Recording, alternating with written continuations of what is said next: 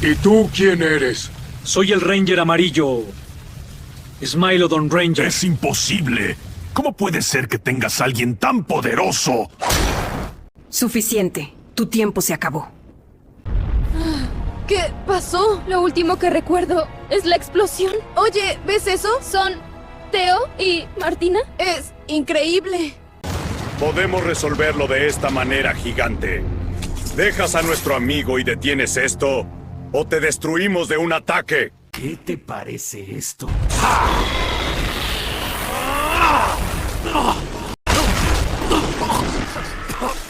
No pasarán. ¡Kael, por favor! ¡No sigas arriesgándote! ¡No lo hagas! ¡Kael! Ese espinosaurio atacó a Kael de manera cobarde. Tendré que destruirlo. Kael, no te preocupes. Ahora es nuestra pelea.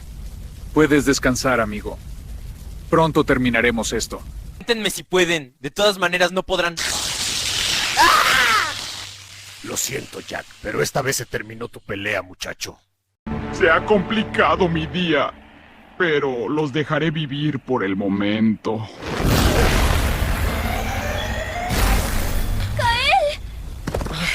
¡Kael, por favor! ¿Me oyes?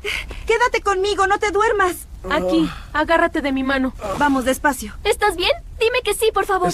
Sí, solo un poco mareado. Maestro Jonah, logramos encontrar a nuestros amigos perdidos, pero se nos escapó el enemigo. Lo sentimos. No pasa nada, solo se esfumó. Kael, aguanta un poco más. Levántalo, tengo su brazo. 1, 2, arriba. ¡Es ellos! ¡Theo! ¡Martina! ¡Teo! ¡Son ustedes! Nos alegramos que sean ustedes. Pensé que no volveríamos a encontrarnos. ¡Aquí estamos todos! ¿Estás triste, joven Ranger? No te sientas mal por el fracaso de la pelea. Hiciste un buen trabajo. No es por la pelea. Soy el responsable de que mis amigos estén así. No merezco estar con ellos. ¿Por qué dices eso? Tal vez no te has dado cuenta, pero te vi pelear y defenderlos a la vez. Ellos deben estar agradecidos de que estuviste ahí. Es que temo ser alguien que no quiero ser y tener que lastimarlos.